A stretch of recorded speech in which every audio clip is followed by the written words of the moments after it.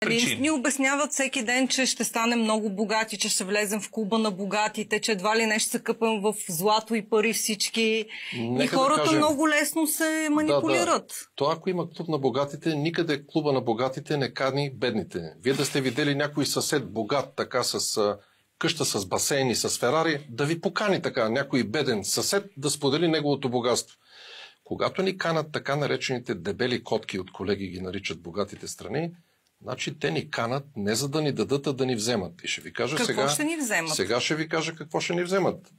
Слугинажа политическия на България, който, когато звъннат от Брюксел, те стоят прави и след разговора 15 минути ги е страх да седнат.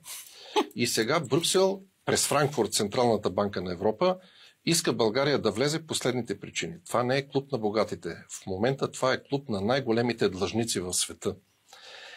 90 на 100 им е дълга от брутния вътрешен продукт, при положение, че те самите са приели първото правило 60% от брутния вътрешен продукт. Да ви кажа нещо от тази сутрин рових последни данни. Аз така съм любознателен професор и чета. Кое искам да ви кажа за първи път нещо ново. Не само, че Централната банка на еврозоната има близо 8 милиарда евро загуба. 2 поредни години. Прави даже те са почти 9 милиарда, но около 8 милиарда евро. 2 поредни години.